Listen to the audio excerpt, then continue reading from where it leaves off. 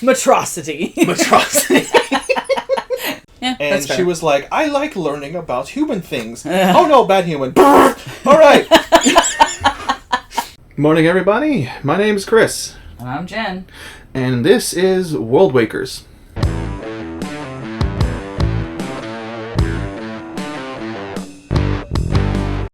What we are doing today is talking about Isom, the comic book by Eric July, or as most people say, the Rippaverse. Mm-hmm. Yep. Well, Rippaverse. Rippaverse, right. Rippaverse. I gotta be special about it, Get don't it they? right. No. That's something very interesting I've noticed. Is, of course, I don't know every indie group that's out there, obviously. That's impossible to do. But I've noticed that we have Rippaverse. There's another one called Epicverse. And then, of course, Graham Nolan has his Nolanverse. So I'm like, interesting how everybody seems... It's the multiverse. Yeah, it's literally... It's the best multiverse. It is, because it's actually interesting. And it's not made by 5 people that don't have a single drop of imagination in their body. Yeah. I'm not throwing it shady at anybody particularly. Marvel. DC. DC. Ooh. Oh, man. I got a bit of a frog in my throat. That's another thing. The whole Comics Gate nonsense that I actually don't really know anything about because wasn't interested in it at the time. I think that I don't know the name of their company, but they have one called Cyberfrog. Speaking of frogs. Yeah, interesting. So, yeah, there's a lot of stuff. There's a lot of stuff going on in the indie scene, and I think it's really, really cool. You know, it's a little more expensive, but they don't have the deals. They don't have the deals, the special deals for like shipping and printing costs that a lot of the big companies have. True. And yet the big companies come out, their products are, they're garbage. Mm-hmm. Not even in a sense of the creativity, but just the paper quality. I've seen it's like, ink coming off in your fingers and things like that. It's... Yeah, that's some real garbage quality, especially for something that was shipped, contained, and all that stuff. That means that you could buy a book fresh out of the package, and it would just be completely ruined because the car was a little bit too hot. Yeah. Yeah. Of course, personally, for me, comic books have never really been that big for me. Mm-hmm. I mean, honestly, neither one of us really grew up being Marvel or DC kids. Nope. Except, in the 90s and early 2000s, watching Justice League, Batman the animated series, Teen Titans, Superman the animated series. The cartoons. It was it was definitely more so the cartoons that we were into, and it was definitely more so DC than Marvel, because I was always more into DC, because my favorite superhero was Batman. Yep. I think there was a period in 2009, between 2009 and 2010, I actually started going regularly to a comic book shop to buy singles, because I wanted to get into, no, scratch that. I was actually more of a trade. I was more into trades rather than the singles, because to me personally it made more sense, because I wasn't into it for the collector aspect of it. I just wanted to read the story, and I would prefer to read the story all the way through. That's just me personally, so I don't mind waiting. But that was I started reading comics, mostly pretty much exclusively DC, almost exclusively Batman, to be honest. A little bit of Wonder Woman, and I was just starting to kind of branch out a little bit. Teen Titans, because I was familiar with it, because I grew up watching the Cartoon Network show. Well, not grew up, but anyway. And but I don't know if you remember this, because my stint of buying comic books, even trade paperbacks, was very, very short. No. It lasted less than a year, because not long after I started getting into the habit, they did a hard reset with Brightest Day, Blackest Night, I think. I think I remember you telling me about that one. And and then there was the whole, like, the death of Bruce Wayne, the death of Batman, the return of Bruce Wayne, which I was collecting those singles, but I don't have the last two, because that's when I stopped. Mm-hmm. Because, like, I heard that basically DC was just going to do a hard reset. And I don't know if I misunderstood, but it seemed to me that they were basically going to wipe out all the stories of the past and kind of start over again with basically like this universe reset. And that pissed me off. I mean, because I'm like, what is the point of me getting into this if everything that I've already bought, which wasn't much, but now it means nothing. And so I was gonna stick it out because I have some of the Blackest Night or Brightest Day, whatever they were called, all of the lanterns. And I was trying to follow the story, but it seemed so convoluted to me that I was like, okay, what's going on here? And, I was online, I was kind of chit-chatting with people about it. But then there was that, and then there was another thing that followed that. I don't remember what it was called, but that was supposed to be the hard reset. I don't remember. If I had the comic book, if I had one of my trades, I could tell you what it was called because I have one of them, where they basically restarted everything. But I don't remember what it was called. But then that wasn't selling too well or something, so they cut that off, and then they started again with Earth 1, Batman Earth 1, Superman Earth 1. And by then I was like, I'm like, are these people stupid? Do they not know what they're doing? And I was only into comics for less than a year at that point, and I was like, I'm out. Because I was like, I don't feel like wasting my money on this if everything I buy is going to be thrown out on the trash heap and then restarted for arbitrary reasons. So that was my run. That was my stint with comics. And as far as American comics were concerned, I was done. I was done with them from then on. But that's a super long way around. But it pertains to the Rippaverse and Isom and comic books in general. Kind of, in a way, giving our own history. It's like, look, neither one of us are well versed in this. Nah. And to be honest, I don't care what the medium is as long as the story is good. That is true. And I think that is the one thing that has caught our eye the most with Isom, is that it doesn't change the formula, but I still want to read it. It's still interesting. Yeah. I like the art style. I like the story. I like the characters. Yeah. And I read a lot of manga. I have looked at a lot of comic books. I've looked at a lot of media everywhere. A lot of web comics and webtoons. A lot of web comics, webtoons. Yeah. I have run and played in many tabletop games with my friends over now. I think we started about almost 10 years ago, and we are still going together as a group. So yeah, pretty much. That's actually very impressive, I think. If it's not, then I don't care. But I look at this and it's like I'm not seeing anything brand new, but you can almost tell they don't care. They're just trying to tell a story and doing it in an interesting way.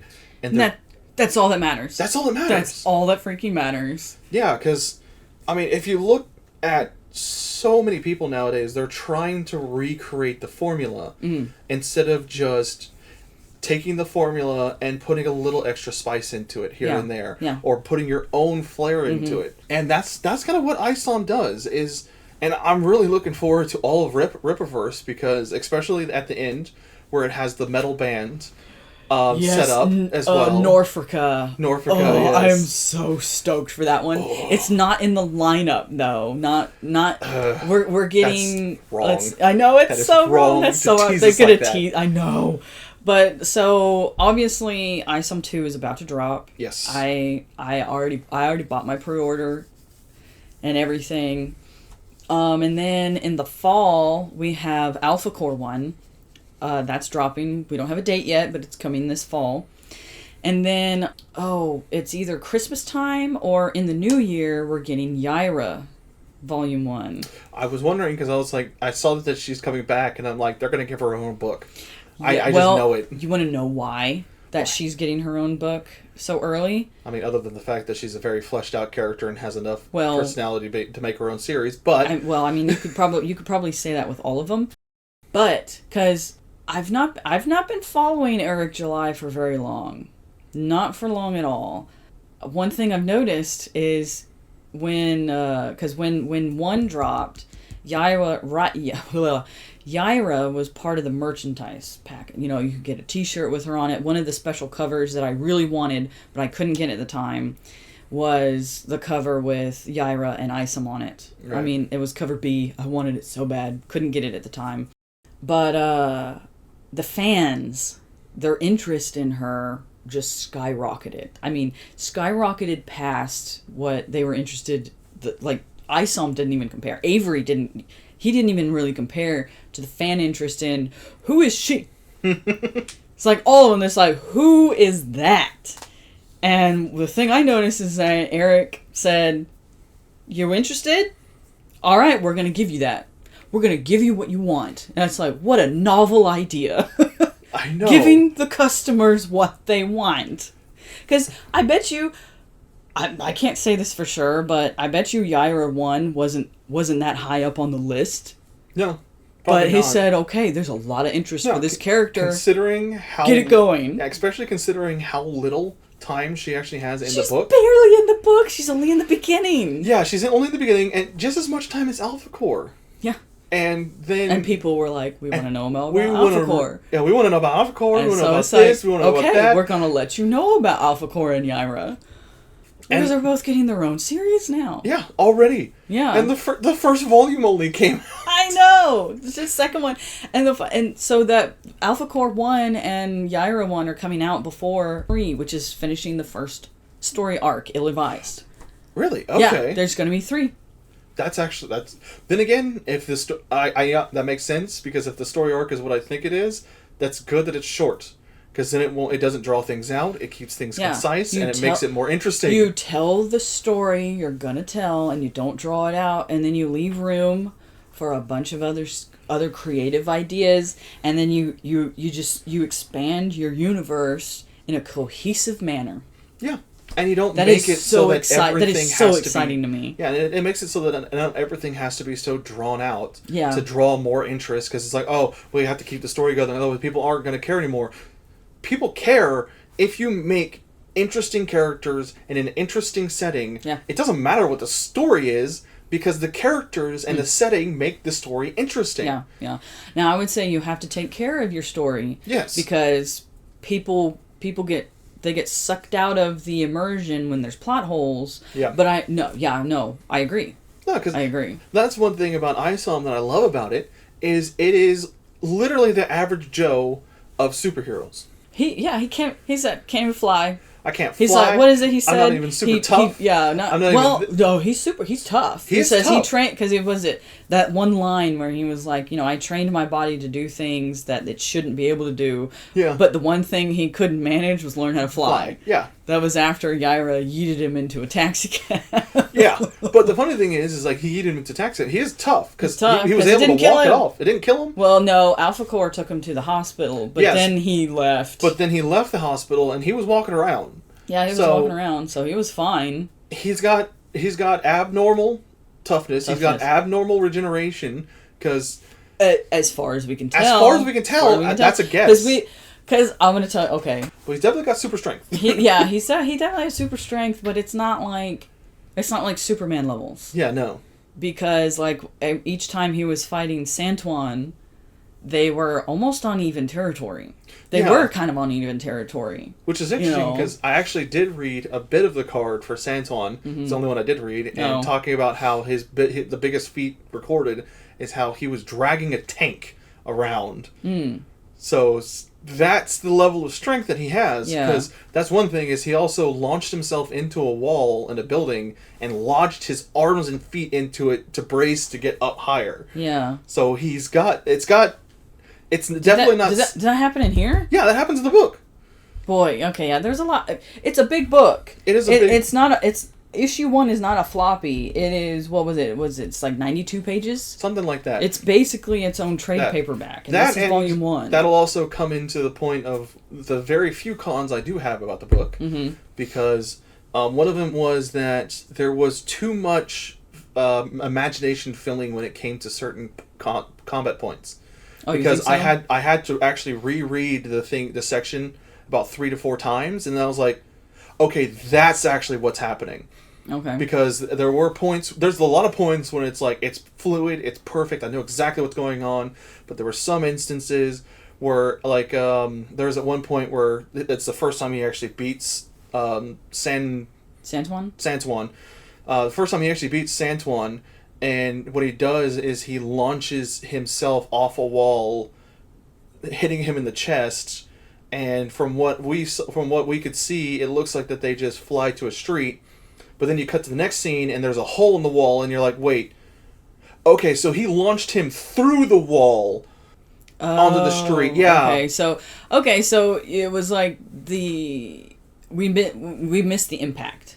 And so there was a little bit of inference there. There was a lot inferred, and I know that's one thing with comment scenes. Putting every single detail into it is difficult. You really can't do that. But there were a couple instances where they put a little too much gap into what's actually happening. And that's fair. What will happen. That's fair. And I'll be honest, the things that I struggle with the most when it comes to like manga and comic books is following the fight scenes.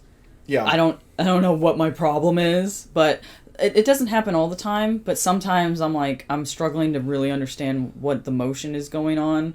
And it might be because I tend to focus, just me personally, I tend to focus more on the words rather than the stuff on the page. And so sometimes I find myself just reading everything without looking. Oh, yeah. Because I'm such a reader. And I even as a kid, even as a little child, I didn't care for picture books. I wanted book books. So that's just my personal disposition. And so when it comes to fight scenes, when you have to pay attention to the visuals, and I just like skim over it, and then I'm like, wait, what? But that's a me problem. Yeah, which is it's actually funny because I'm the opposite. I was the one that was like, I want only the pictures, get rid of the words. Get rid of the word. No words, only pictures. Only know what's happening because of pictures. You need to read. It says, I'll just figure it out.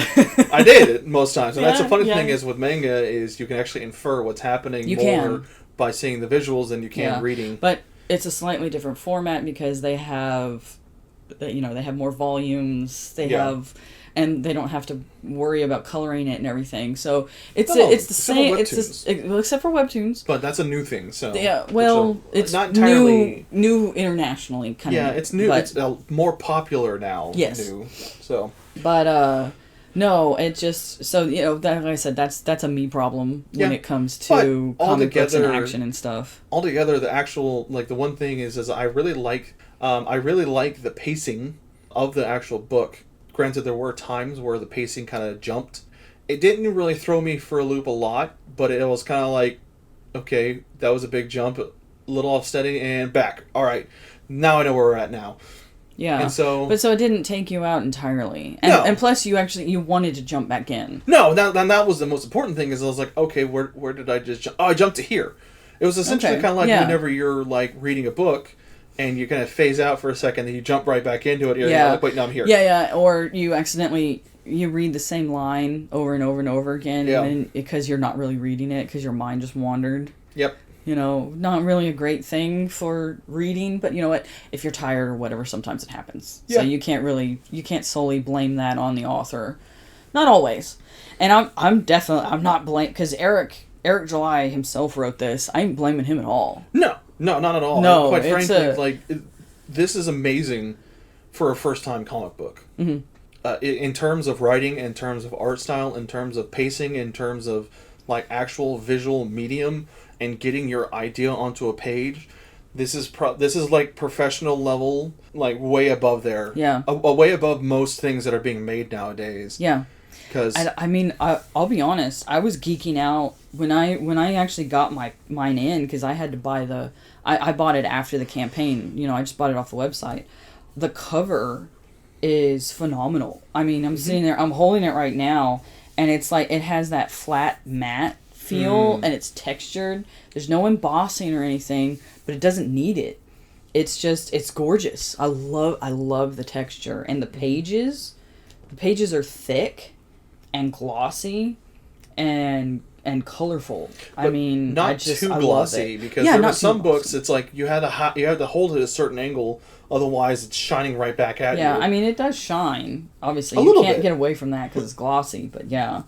No, and speaking of covers, this is a thing for me, and I know most people probably don't care about this, but I'm so glad that the cover is the same art style as the actual book.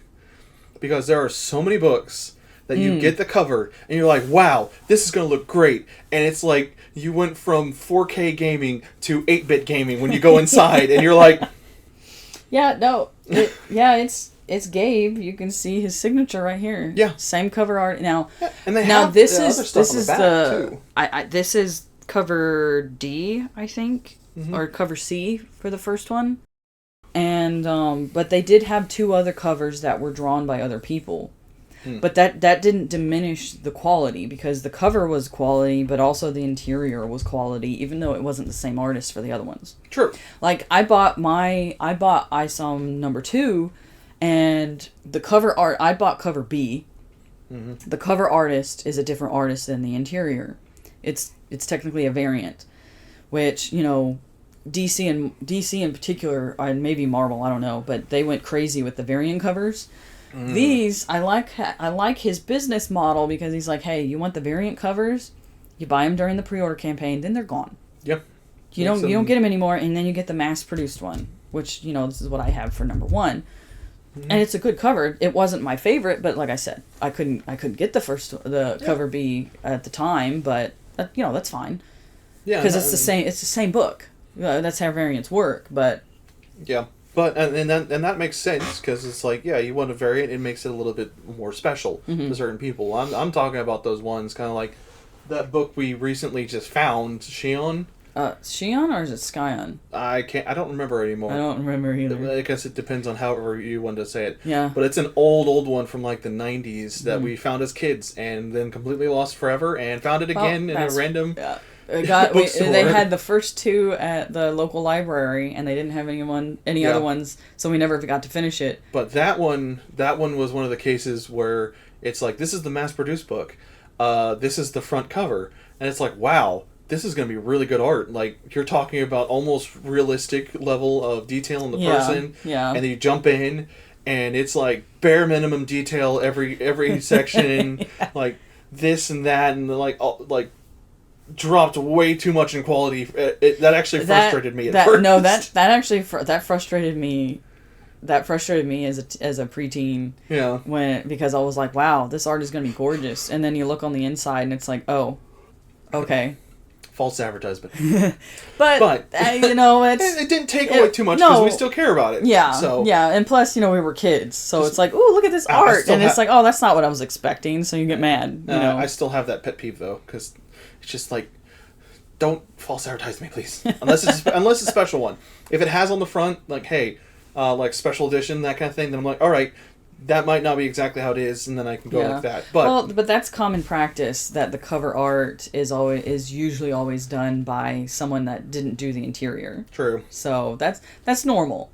That's normal, and plus, there's less work that goes into a cover, because you're just doing one instead of an entire interior. That is very true. So that's vastly different levels of work. So, but I mean, if you look at modern comics, the covers and the interiors look like garbage anyway. That is true. So it's like, oh, have you ever seen that really scary Captain America one? Which, I mean, there's been a lot. I will show you later. I'm like, someone never studied anatomy, and I'm like, this was a cover of a. Anyway, moving on. What was it, AI? No. Oh. But it looked like it might have been. All right, so let's get to the actual footnotes. Yeah, I wanted to, because I will say the first time I read this, I was so excited that I read it super fast, and then when I was done, I was like, well, that was okay. I was like, yeah, that was okay, because, you know, I was so stoked that I slurped it up and gave myself brain freeze. Pretty much, and I was like, yeah, that's great. And I'm thinking, well, maybe the second one will probably wow me even more, but it's, you know, you can consume something a little too fast, and then you don't really absorb it, especially with something like this, because it drops hints. And that is something that we're not used to in terms of media anymore, because for some reason, everybody feels the need that the audience needs to be spoon-fed. And so there's really nothing to infer anymore because it's all, even the things that are supposedly hidden are just right there in your face. And it's like, you, with minimal amount of thinking, you can figure it out. A good example of that, and this is jumping into video games, was the new God of War game. If you were on a puzzle and you hesitated for no more than 3 seconds, they immediately told you how to fix, how to actually do it. Oh. And it was constant. Yeah. Constant over and over and over again. And it was just like, anytime you hesitated, even on something simple, like, hey, I'm looking around looting the stuff. The game thinks I'm not going to the ledge. Then Atreus or whoever is following at the time says, hey, maybe we should jump on that ledge. And it's like, no. Maybe the outline of the gold that I have been following since the beginning of the game will not tell me where to go. You have to tell me. But I guess that's the... then again, maybe I was playing it on the game reviewers level. Ooh. Ouch. Maybe. As I said, push one button, win game. Next. Now I know everything about the game and the difficulty. Yeah, this is funny considering that we're going to review games at some point, but hey, I actually played them, so... Well, look, you don't have to throw that much shade. I play some. It's not really my medium. I know it's not your medium, and just like this one's not exactly mine, but then again, it is starting to be with that, so... Yeah, that's fair. Anyway, back to Isom. First time I read it way too fast. Didn't give myself time to absorb it. Plus, it was also during a very interesting time in our lives. Not going to go into that. And but when we decided that we were going to just jump in, start the podcast, do this other stuff, I was like, let's read it again and review it, okay? Mm-hmm. Especially since the second one's going to be coming out soon. Yes. And so I sat down with the book again with the intent of taking notes. So basically, use your brain. I know that a lot of people are like, well, entertainment is meant to shut your brain off. If your brain is shut off, you're dead, okay? You need to be using it more often. That aside... And you should be able to enjoy yourself while using your brain. Yeah, you should be able to enjoy yourself using your brain. You need to stimulate the mind. Yes. Anyway, so... I sat down with the intention of taking notes and reading it through again. It was like, for me, not really reading a whole different book, but it was just like, now that I'm sitting here, I'm paying attention, I'm pausing and looking at the art, because again, I fall into the habit of reading the dialogue and skipping over the art. Mm-hmm. Probably would drive other people insane, especially people who love comic books. It's like, no, the art is part of the process. I know that, I'm sorry. But it's like, okay, this was actually extremely refreshing because it doesn't give you... And I enjoyed that the first time I read it. I did. But I enjoyed it even more reading it the second time because it doesn't spoon feed you. It hooks you. And it says, subtly, pay attention to this. Mm-hmm. In so many ways, while also progressing the story, but not too quickly. Yeah. Because this is, the story that we have is Avery gets a call by his sister, forces him back into the city, and then he kind of escalates it by taking it personally. Oh, yeah, that is one thing that I love about that so much, is that this is not, these are my convictions, or I have to help her because I'm the good guy. It's literally, this punk talked to me how? Yeah. Oh, no. And he won't let it go. No, he won't. It's like, okay, you got thrown out. You could call the cops and all this other stuff. And he even, spoilers, he even runs into her. And in that regard, it's unsatisfying for him. But it ain't about her anymore. No. It's now about getting even. To the point where, I don't even want to spoil the end. But, I mean... We could give a spoiler... You know what? We'll give a spoiler alert here. This is a review about it. Of course, we're going to talk about it. Yeah. So, if you're here... this is your official warning. Yes, official warning. We are going to spoil the ever-living crap out of this book. Yes, we are. We're going to get as many details as possible. Yes. You have been warned. You have been warned. So if you cry, too bad. So, I mean, that's what pushes... Like, he gave up the suit for some reason... We don't know why, which is awesome. We don't need to know in the first volume. Well, and he gave up. But that's the thing, though, they hinted at a lot of reasons why. Yeah. Specifically, that he gave up on the life of being a super or excerpt is what they call it. Well, they are called heroes, but they're mainly excepts. They're called excepts, but they do hero work. Not so we don't even have because but the ones who are heroes, like Alpha Core. Yes. Yaira is clearly not a hero. She seems to be doing whatever she is doing. Yeah. And then we have Santuan. I gotta talk about that because I just love the inferences made with her character. But yes, please go on. No, because then they also have Santuan, right? Yeah, who's for hire. Who's for hire, but, and I noticed this, it also has to deal with the level of strength that they have. Because Alpha Core and Yaira, they're up there. They can't hide under the shadows. Mm-hmm. He's just really strong. He's a really good bouncer. Mm-hmm. And essentially he just went into that role. But he's a known except though. He is known. But it's also kind of one of those things where it's like the mafia. They know they're there. They know what they're doing. They just haven't caught them yet. Yeah. Doing it. And so he's essentially like a high up on a mafia string. Because, that's true. Because you didn't read Darren's card. Because it gives you a little more information. Yeah. The police know what they're in on it.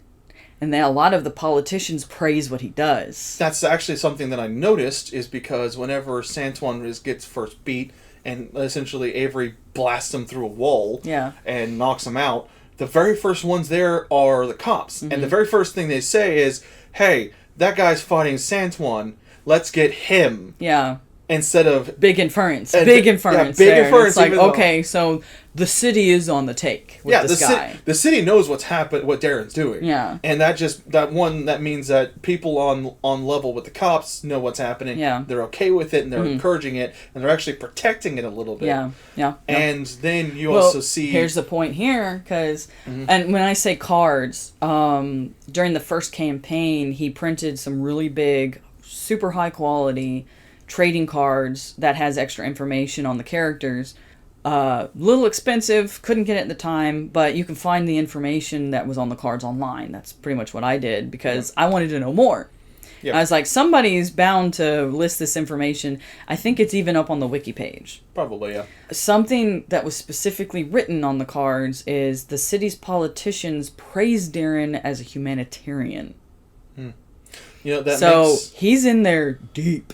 Because he's in there deep. That's one thing is his last monologue near the end of the issue. Yeah, is he's talking about how he's a top dog, and then he also says that he's not the only dog in the town. Yeah, and so it's like this city is almost like Gotham, in a way it's almost melding Superman City, Metropolis, and Gotham City together, where you have the outside. Freaks. Well, that's the thing, though.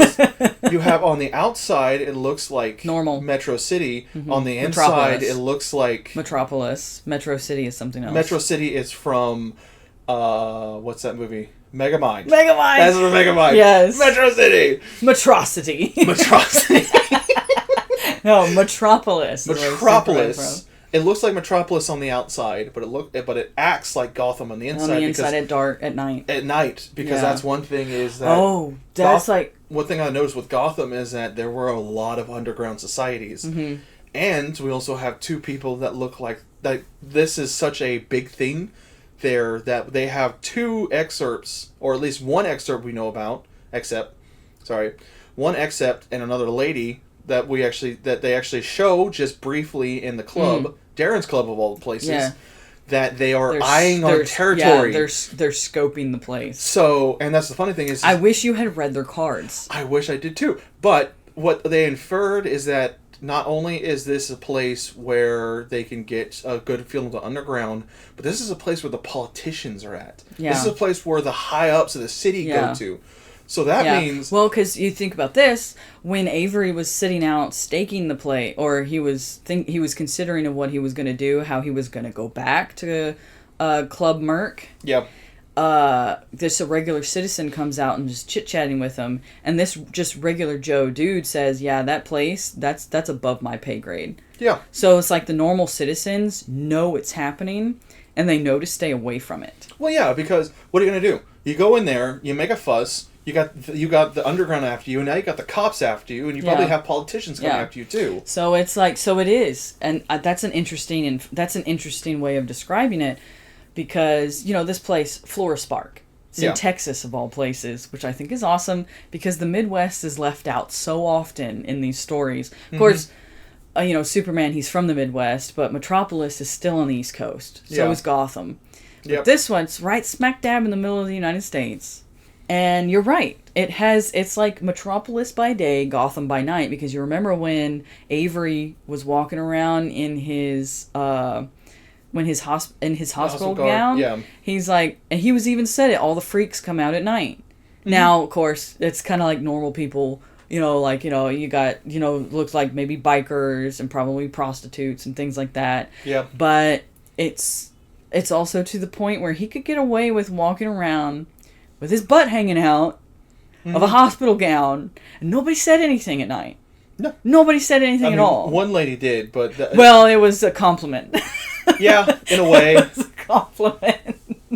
Speaking... it's like, there's almost two different cities that live in Florist Park, which that's a very good, and I hadn't really thought of it that way. Yeah. So... And it's also interesting because... the cops, whenever they were actually, right after he beat Santuan, the cops right after, whenever they were chasing him, whenever he launched himself up, their very first reaction is, oh crap, he can fly. Man, and then they're like, we can call it in, but this is, and then they're like, this is an Alpha Core problem. So it's like, the cops have actually taken a step back. So much so that they're like, well, they're the sentries.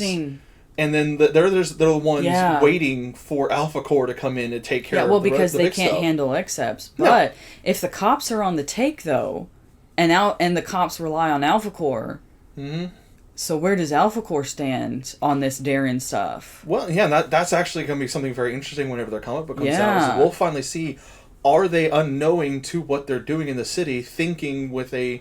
kind of like a Superman mentality where looking only at the good. And because here's the thing though, is if Alpha Core has to be contacted by the police, then the police are the ones who decide when to contact them. Oh, good point. So they could keep what they're doing on the down low, because Darren, he's not an accept, and it looks like he only has one for hire as far as we know. Yeah, one for hire, and it's one that it's not. Well, actually, no. Did he say he had multiple locations?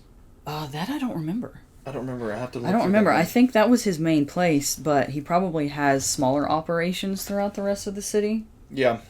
So, I mean, I haven't even gotten to my notes, but I mean, if you're looking for something to really sink your teeth into and be able to have these types of good and proper nerd discussions or nerd arguments. Oh yeah. This is gonna be a great series, because the guy who created it, he is a nerd. He grew up reading this stuff. He knows what the customer wants because he was one. That to me is that's so important. That's so freaking important. But no, because I'm sitting there and I hadn't even thought of that. If Alpha Core relies on the police in order to get their information, how much in the know are they? Yeah. Are they in the know? Because that's one thing is if as far as we know, there's only 3 that we have seen. Well, there's 3 we've seen, but they in the very beginning they were also talking about someone else. True. Because they were talking about Alpha Core, and then of course there was the one who I'm assuming he's either the police chief or the commissioner. Someone runs into his office, shows him a picture, and says she's back. We don't know if that's Yaira. That's true. We can assume it's Yaira because she was being tailed by the police. Yeah. And then she's, and her reaction, I'm going to tell you, one of my favorite lines in this book is the police telling her that we're going to shoot. And she's like, yeah, I know, but thanks for the reassurance. I'm like, who did you wrong? Like, what is happening here? What is going on? I want to know. And that's actually one of my biggest points is that they did such a good job of setting the mood, and they did it very smoothly and easily, and it doesn't overshare. It doesn't overshare. It gives you just enough to be like, this is what's happening. this is what's going on. That's it. And then you're like, yeah. But what's actually going on? And the thing is we genuinely don't know for sure if it's Yaira that he was talking about, although she was being tailed by unmarked policemen in plain clothing, which, here's another thing that I mentioned. The book starts off with 2 weeks ago. That's true. It says 2 weeks ago. Let me find it in here. Yeah, West Florist Park, Uptown, 2 weeks ago. And we're like, 2 weeks ago from when? From what? 2 weeks ago from what? Because that's one thing, we haven't caught up to that yet. And then after we see that it's just a 2-page, it's literally a 3-page, 4-page? 1, 2, 3, yeah, 4 pages of the whole she's back, which we can assume it's Yaira. Yeah. Because he looks, well, he either looks scared or he looks worried. A little bit of both. A little bit of both. And then we switch over to Avery and it says earlier. Earlier from when? Earlier than the 2 weeks? Or are we early on in the 2 weeks? Yeah. What's the time frame here? And then, but we have it to where it coincides because we have Yaira beating up the police officers in Alpha Corps, and then Avery gets thrown into her. Yep. And then she tries to kill him because she thinks he's another plainclothes officer. And he thinks she's an idiot because, why are all you accepts that work for Darren coming after me? Yeah. And there's just complete misunderstanding between the two of them. But and it's funny she just outmatches him because she can fly. Well, she can fly and she can shoot energy out of her hands. Yeah, or whatever it is. Whatever she does. Yeah, because we saw her shoot that guy in the forehead, and at least his brain didn't blow out or anything, but it was obviously, it felt like a punch. Yeah, so it kind of gave me Starfire vibes, but different. Like like the power, not her, but the power. Yeah. So we'll see. We'll see. Yeah. I imagine it's not going to be anything like Starfire. No. But that was my only basis. Like no, Starfire. Absolutely nothing like Starfire. Starfire was bubbly and happy. Well, at least in Teen Titans. I don't really know all that much in the comics because I didn't get a chance to read that many. But from what little I have seen in the comics, she was usually more upbeat. Yeah, and that's fair. She was like, I like learning about human things. Oh no, bad human. All right. Where this one is essentially, she's kind of like, hi, I'm here. You're a problem, punch. You're a problem, punch. Yeah. I don't like you. And that was another thing, is that we get one line from Alpha Corps telling her that she's not supposed to be there. Yeah, you were told not to come back. You were told not to come back. Which is a bigger inference that it was the police chief. Someone took a picture of her, and she was trying to hide because she was in plain clothes. She was like in a jogging outfit. Yep. And someone spotted her. Maybe one of the cops, or maybe they were like. Maybe they were trying to follow her on social media, or maybe there's cameras all in the city, and it's like, oh, someone somehow spotted her, and now the police force is freaking out. Yeah, the police force. It's so like, why are you here? That they called in 3 Alpha Corps. The thing is, if it was 2 weeks ago, and then they were following her for 2 weeks, they didn't confront her. They were trying to hide the fact that they were following her because they're scared of her. And then they didn't even inform Alpha Corps to begin with. It wasn't until she started making a mess. Yeah, it wasn't until she started making a mess. So was that the 2 weeks, like, they were following her? Were they tailing her for 2 weeks? And just trying to, like, maybe she'll just go away. It's like, yeah, we told you to stay out of here, but we're not going to do anything about it until she realized that she was getting tailed. Now, was that the 2 weeks? Or is that sometime in the 2 weeks? We don't know. That's a good point. And it also kind of goes along the side that Alpha Corps is only contacted when they deem it necessary to bring them in. Yeah, so it's like Alpha Corps doesn't really follow things on their own.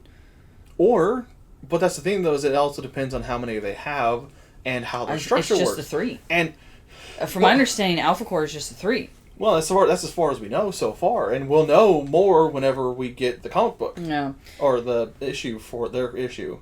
Because whenever I first saw the comic and I looked at Alpha Corps, I originally was like, are these guys the bad guys even though they're cops? But the more I see them interacting with each other and the little subtle way they do it, I like how the Superman guy, he kind of... what's his name? I think it was like... Brian Solari. Yeah, Brian Solari. his very first interaction was catching one of his comrades to stabilize her and be able to join the fight. Mm-hmm. And then he kind of took an intimidating presence. Yeah. Where it's like, you're stronger than you look, and you look strong, but he's kind of like, it kind of looks like that he might be on at least similar level to Yaira. Which Yaira's strong enough to require all three of them there. Mm-hmm. Maybe. Well, think about it. So we have Brian, who can fly. And then we have Braxwell, who can also fly. And I think her name is Ingrid? Yeah. Yeah, Ingrid Valdez. She can't fly, but she holds on to Brian. Right. Yeah, that makes sense. Yeah. And, because, she's the one that he catches, because he has to. Yeah. And yeah, and plus that's, like, their uniform. Mm-hmm. It's slate like, green. It's like the, not really army green, but it makes you think, it makes you think unit. Yeah. So. Which, I mean, the fact that they're called Alpha Corps makes me think that they might also be a little bit of a military presence. But that would actually, that's one thing that actually has made sense to me, is how superheroes were in this world, and not a single one of them has ever joined the military in any form or fashion whenever they are literally walking fortresses. Because, like, looking at the very first page, of course, we have the mayor who's talking about how the city got cleaned up in 6 months. That's it. And then we got the police commissioner or the chief demanding some credit. Yeah. And then here they mention masked weirdos helping us out from time to time. And they've been killing it lately. Which tells me that's not Alpha Corps. That's vigilantes, because none of them That's vigilante, or other excepts. Yeah. Because Alpha Corps, they do not wear masks, except for Braxwell, who wears a helmet. But he wears a helmet that looks like a flight helmet. And then, while they're talking about these masked weirdos, one of them mentions a chick with red hair. Yep. And we never meet a chick with red hair. Nope. And then I say, Alpha Corps hasn't been needed for months.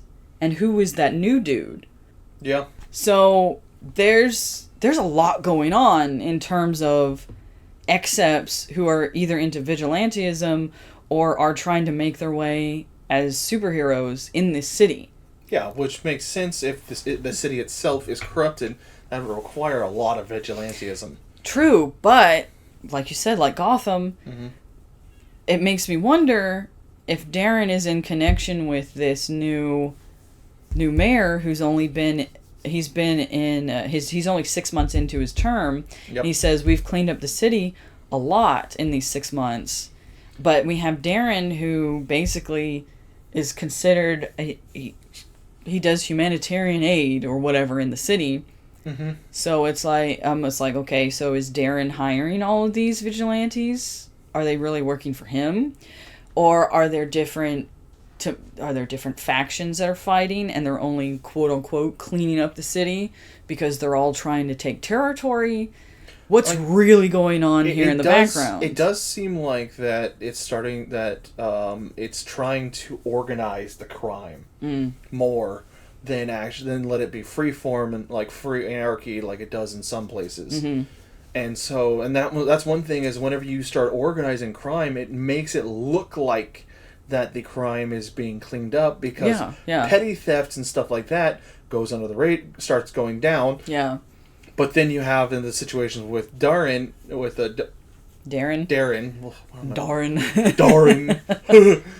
Darren, is that somebody who is close to the was his sister, the Attorney General, or she is. Well, she works for a corporation. We don't know what it is. Okay, so she's high up in a corporation, essentially. Yeah, like it looks like a big corporation. Yeah. What is it? I forget what it's called. But keep going on. Because she was hiring her for as an intern, but Darren brazenly took her for something, and we don't know what. The only thing we do know is that she is there semi-willingly. Projexis headquarters, which we don't know what it is, but it's in a skyrise because we can see his sister is way up there on the top floor. Yeah, so she looks like an exec. She's probably an exec who can work with interns and possibly even hire them. Yeah. So that's high up. It's a good position. It's a good position. It's a good company too, considering how big of a building it is in the city. But all that coming to be... Well, it's also a position that Avery is concerned because she might have a target on her back because of where she is, even though we don't know exactly what it is. But that's going to be interesting to find out. There's a lot being inferred. Oh, yeah. And a lot that's happening. And that's the thing, though, is that's... And once we even get to the point where we get to the actual suit creator... He had a lot of things to say. Oh, I love this. We don't even know his name, but I love this man. He is. I love this man so much. I want to know more about the super suit guy. Super suit, the Edna of the Rippaverse. The Edna mode of the Rippaverse. That's hilarious. Oh my gosh. No, I even took notes about him. Where was that? I actually have quite a few. Oh, I just said I freaking love the costume designer, and we don't even know his name. That's about it. Because the one thing is, there was actually one thing he mentioned. Oh, I actually have more notes on that. He walked up to him, and he asked him, do you have the memory? I noticed that too. And there was an asterisk. And there was an asterisk. We'll talk about this later. And I'm like, what does that mean? I was like, that's different. I actually like that. Yeah. It's almost like a narrator talking, but I think that the narrator, quote unquote, is probably Dokumen. Dokumen. Yeah. See, yeah. I told you, read the cards. They're called the Dokumen cards because Dokumen is a character in the universe, but he exists outside of it and interacts with the reader.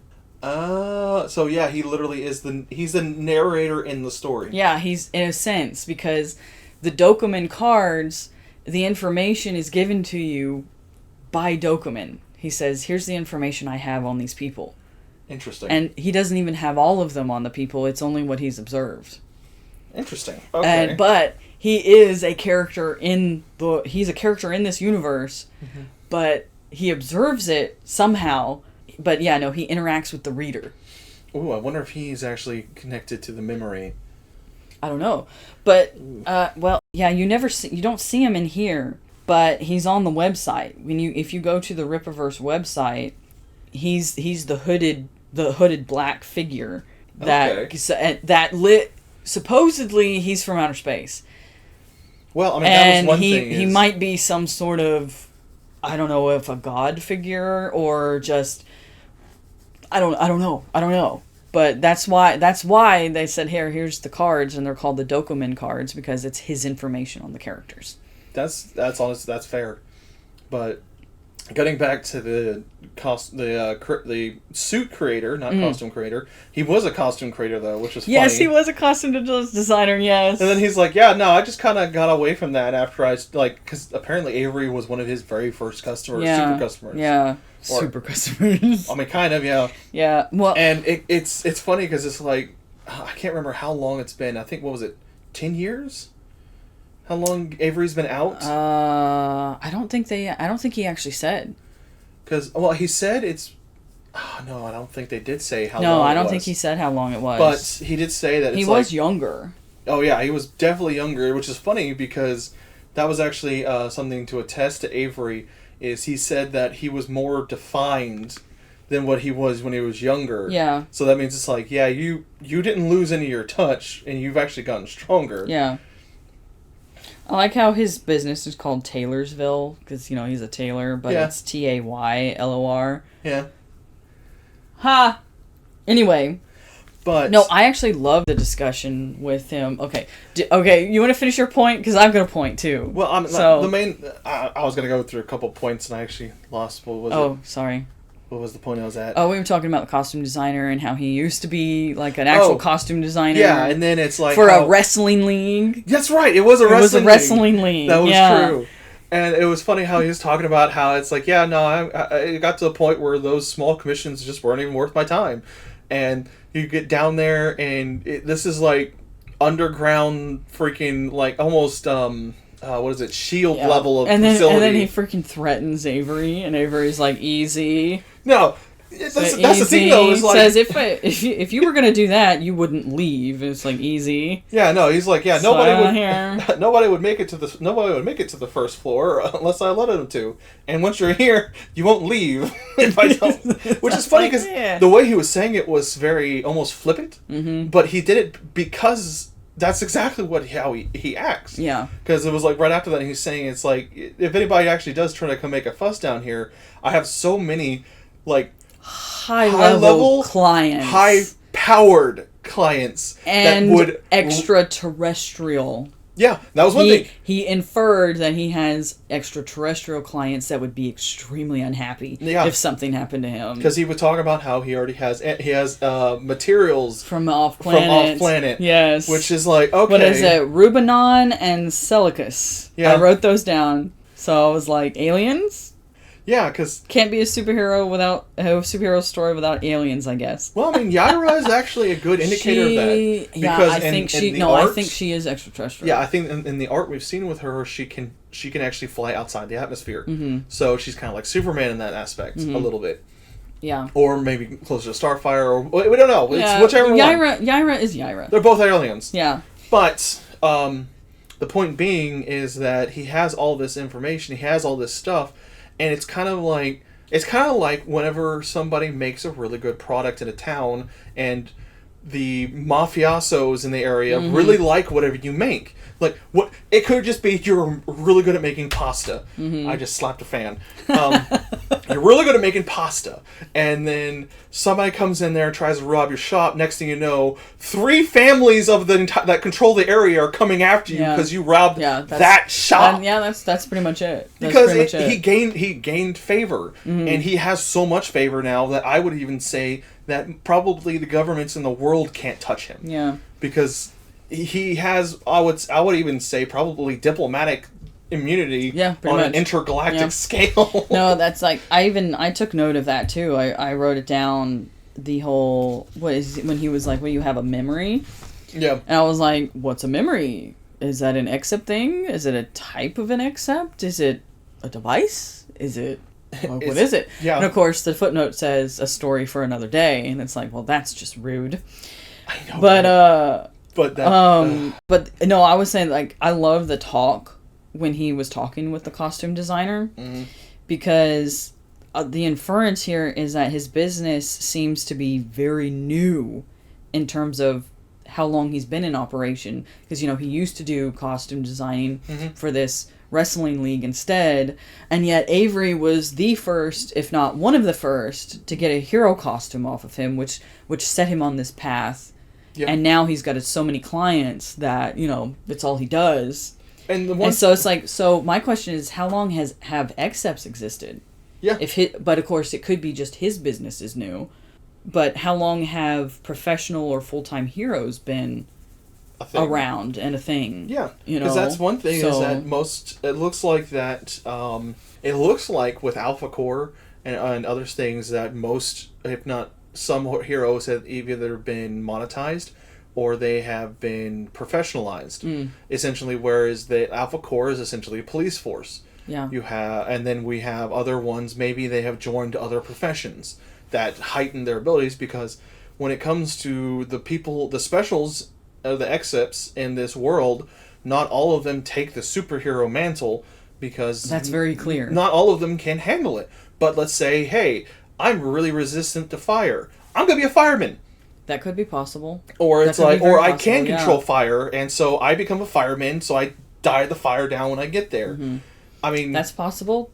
That's very possible here. That can be considered a strong one, but that's one thing that I'm actually really looking forward to, is whenever we see more of these superheroes appearing, or the Exceps, I should say, appearing, and seeing how they are all not just vigilante or villain or this, but they actually take the mundane roles. But that's how some people see it. But the interesting thing is because it's like, how long have Exceps existed? How long have they been known? Because the hospital, they inferred that they have a list.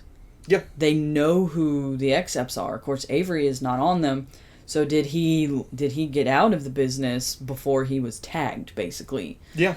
So it's like, or was he always putting himself in the underground and never? Yeah, because I mean, even, like at the cops, they say all these masked weirdos. Yeah. They just crop up.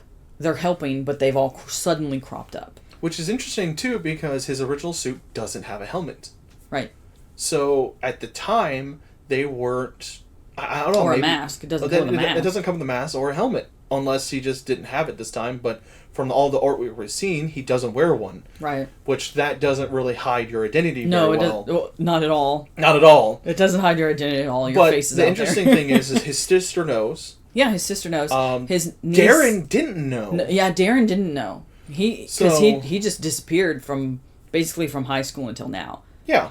But Darren's been too busy building his little empire. But that's another thing too, is that there is a possibility that was it Flower Spark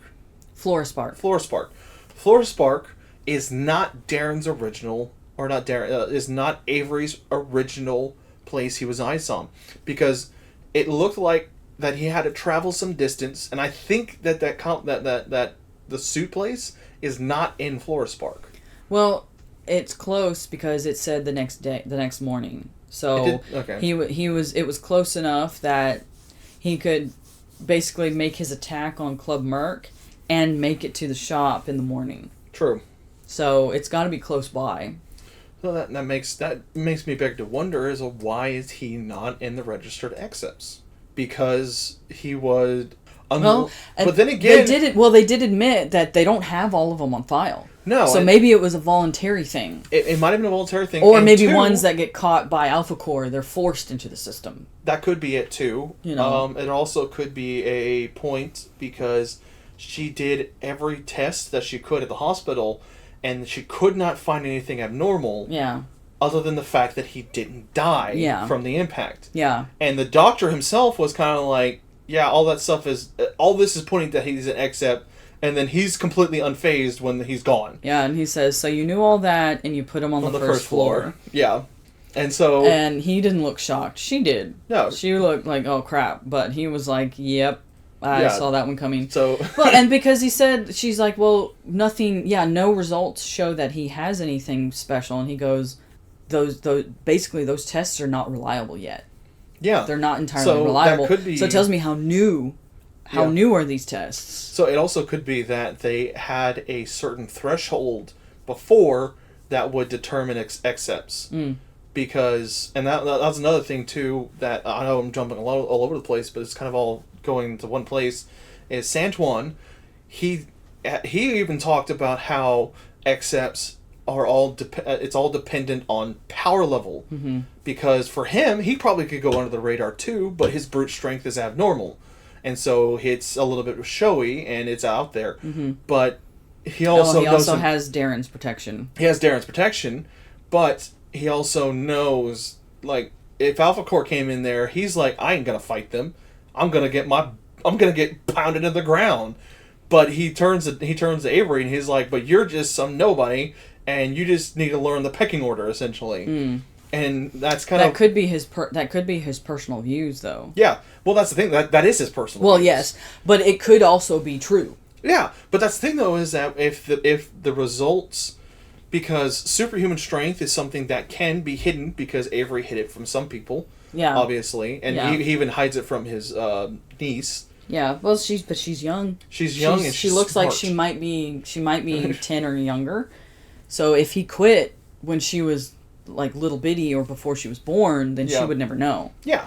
But she's smart because she's like, I've been watching you and how you pick me up.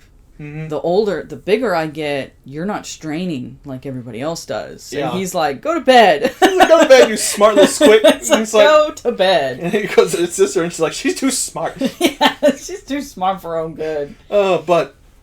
But that actually goes to show is accepts have been around for a decent amount of time, but the way of identifying them is still kind of up in the air, it looks like. Yeah.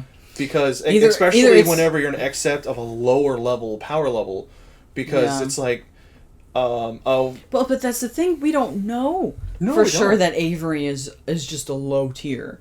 No, we don't know that. We don't know that at all. At the end of the day, he was actually able to beat Santuan. He was able to beat Santuan in a strength contest too. Yes. That's another thing.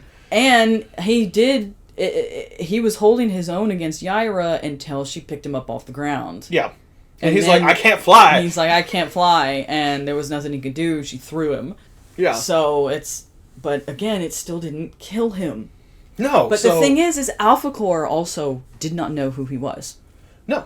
Yeah, and that's... They had no... Because otherwise they would have... It's like, hey, this guy, he's an Accept because he used to be a superhero. They had no idea who he was. They just took him immediately to the hospital. Yeah. No, they didn't know. And it's such a interesting setup because we don't know the history yet. We don't know why which is fine. Everything's going, and that's fine. It makes it more interesting. It's very interesting, and it leaves open. There's room for discussion. Yes, because that is and one there's thing room for headcanons until things are proven otherwise. Yep. You know, and it's like okay, and it's room for being creative on your own and trying to figure it out. Yeah. You know, which. To me, that's what it's all about, you know? Yeah. This right here is what it's all about. Well, and it's so weird because that was one thing is Santuan, he actually thinks he beat him all those times, which I mean if he had been launched out and hadn't run into Yairo, he would have gone back immediately. Yeah. And then that would have been a different fight because he would have just it seems like Avery's a bit bullheaded. Yeah, well, that's interesting is because that whole monologue of Darren just talking down on him, Avery sat through the whole thing. Yeah. But it wasn't until Darren was like, all right, now get him out of here. Then Avery is just like, you know what? Who are you talking to like that? Mm-hmm. But he sat there and listened to the whole thing. So Avery is not... He's not hot-headed. No. No, he's not, because he would have snapped. Because Darren went on for so long. The first time I read it, I was like, what is this? Yeah. Why are you just yapping? But then when I read it again, I'm like, oh, okay, now I fully get it. Mm-hmm. Not only is it a chance for a little bit of history, Darren is basically tearing him down up one side and down the other because he thinks he's just a useless nobody. Yeah, he's just like, what are you doing here? Why are you messing with me? Shut up, go home. Because he's like, I'll take you on if you want to be my, mop my floors, but other than that, I really don't care about you, even though it's like, yeah, we were friends, but I never respected you, and now I respect you even less. Yeah. Because he's like, he didn't even offer him a decent job. He's like, yeah, you can mop my floors. And it's like, wow, someone is spiteful. But then, when Avery, he absorbs all of that, and it's like, he thinks, am I going to take that? No, I'm not going to take that. And then, he goes right for him. Because he's like, I don't care about all the rest of you people. I'm coming for you. Of course, everybody gets in the way, and then he beats... I mean, he's over there breaking people's ribs and stuff. Yeah, no, that's one thing, is that one punch from him broke a normal guy's ribs instantly. And that was... he pretty much trounces every single, normal guard. The only one that had a chance was the guy who was brute strength, which was one thing about the card that actually put it in more perspective. If Santuan can drag a tank through the city like he's just dragging a sack of potatoes, how strong is Avery to be able to trounce him? Because he actually kind of did, but Santuan just launched him, which is one thing that really frustrates Avery, is he can't fly. Yeah, he can't fly, and people keep throwing him. I know! And he's like, ugh. But, no, that is a very interesting point because, we in the beginning we see Avery, he's punching a punching bag, but he's not doing anything spectacular to it. Like, he's not tearing it up. No. He's not punching a hole through it or anything. But he's so what is he? Is he holding back? Well, that's the thing, though, is that's one of the hardest things with strength. And it's that's actually... No. It's learning control. Showing restraint actually shows true strength. Because that's one thing is, whenever you have a lot of power, and I'm a really big guy myself, and the very first thing I learned was showing constraint. Yeah. Because anybody can grab something with full force, but being able to pick up something delicate while having a lot of strength, that shows not only strength, but also dexterity and self-control. Self-control, yeah. And that's the one thing, is that he knows how much force to use at the right time. It's just... For him, he probably... Used... Well, and the thing is to me, he kind of held back a little bit during that first fight with Santuan. Yeah, because he didn't really know. It's like, okay, the guy's an expert, but he broke a guy... the very first punch, he broke a guy's rib. He did break his ribs. That's not really holding back. But that's the thing, though, is that was the first punch. That was the first time he punched somebody in who knows how long. So he was... good point. And then after that, he didn't break anybody else's ribs. He didn't break anybody else's bones. So he adjusted his power again... Huh. Yeah. That's a good observation. I actually just thought about that right now. I gotta go check that out. Was that the first punch? Yeah, no, that was... Yeah, that was the very first punch, because he threw somebody. Well, that's not a punch, though. Yeah. Throwing is one thing. The really big dude, the big blonde dude, he picks him up and throws him out of his way. Then he comes after Darren, and then when he dodges here, then he punches that guy. And just shatters this man's ribs. But then after that, he's not breaking bones. That's actually something I didn't realize until just now, is he's showing that he doesn't want to kill people. Yeah. And that might actually... This is just a random hint, but he might actually later on hint in the fact that why he gave up is because he lost his temper. He went full force against somebody and maybe just completely killed him.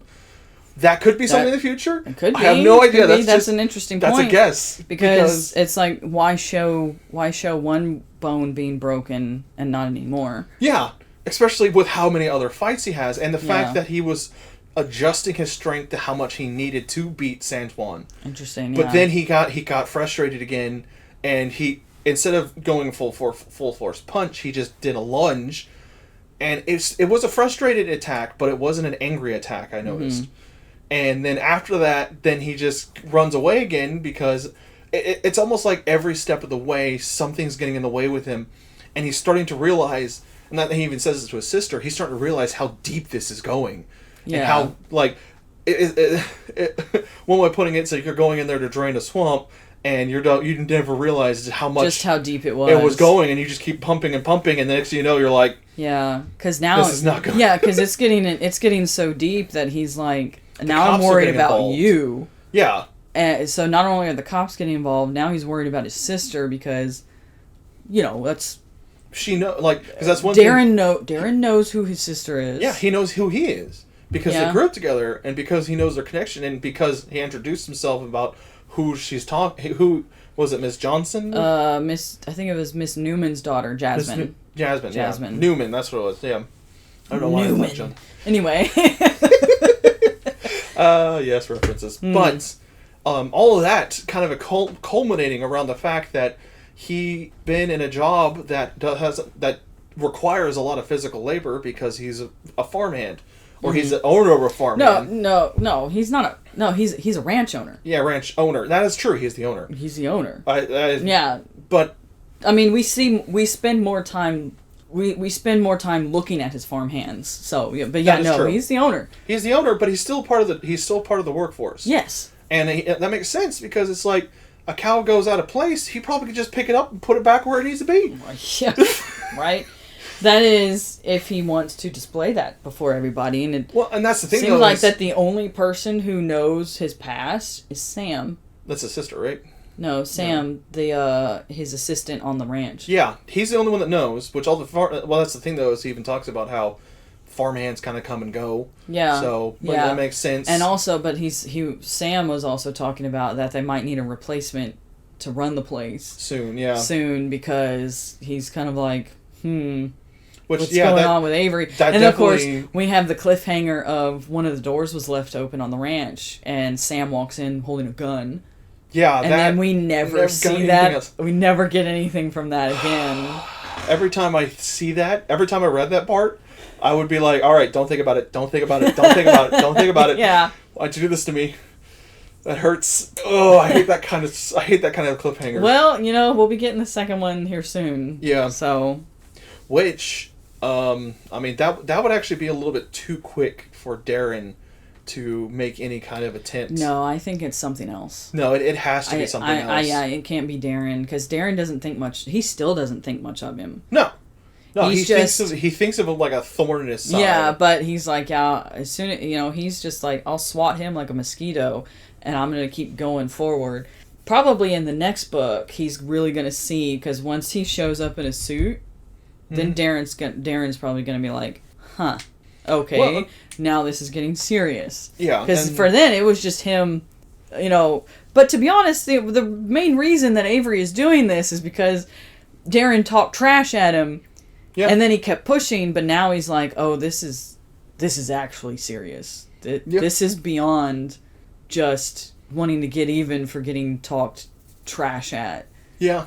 But he's still going. He didn't give up. He's still going. Because I guess now he might feel like that he's just in too deep.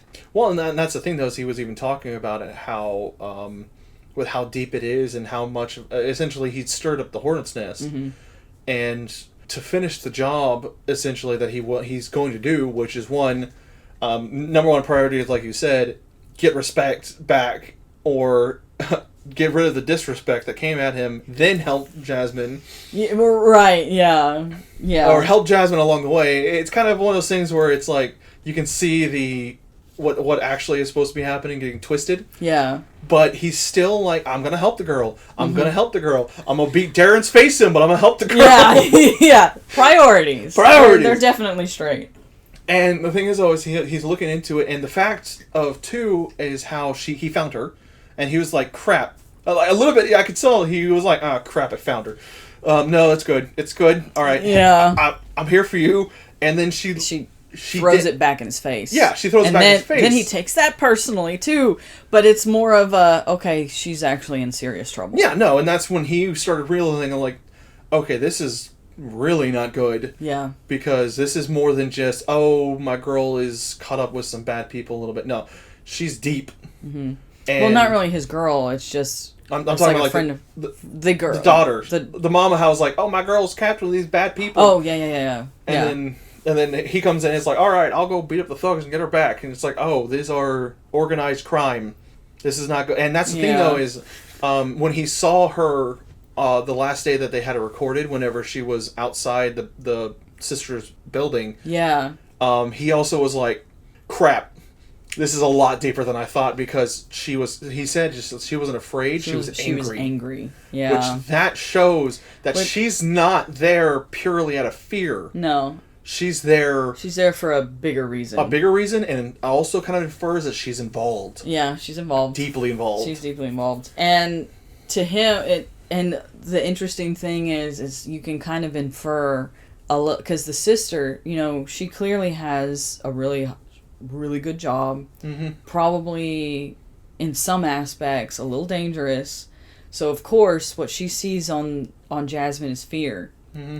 But then you see it from Avery's point of view, because he clearly spends a lot of his time a little angry. Mm-hmm. And he says no, that's not fear, that's anger. Oh, I know that. Oh crap.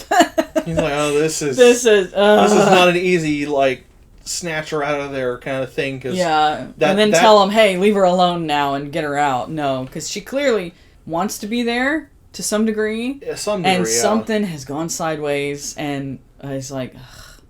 And that shows a level of involvement that even if he does pull her out... She's going to go right back in. She's going to go back right... Oh, they're going to come for her. Yeah. And he's like... Like you said in the beginning, I keep getting pulled right back into this city. Yep. And that's one thing. His friend Sam is slightly clairvoyant. Yeah, he's like, this is gonna be a problem. This is gonna be a problem now. Yeah. So, but it's so good. Yeah, that is actually a very good point. That is, we have not seen him in his full stride, is a good way of putting it. And that would be something interesting to see of where he actually does rate in terms of strength. Because I bet you we're probably not going to see that in this first series, though. And I'm okay with that. I know. I'm okay with that. We'll find out eventually. If we even get a taste, that'd be fantastic. Yes. So there was something, because I know there's so much we could still get into with that. But I'm going to go back to the first few pages. Yes. Because those were the ones that I took the most notes on. Like, the middle part of the book, I was so absorbed, I was just reading and I forgot to take notes. Mm-hmm.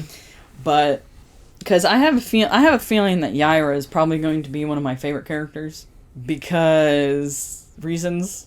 Snarky reasons. Maybe, because I already mentioned that. There was something that I wanted to mention. Oh, as far as Alpha Core is concerned, when they show up, one of the things that Yaira says to Brian is, "You have friends now."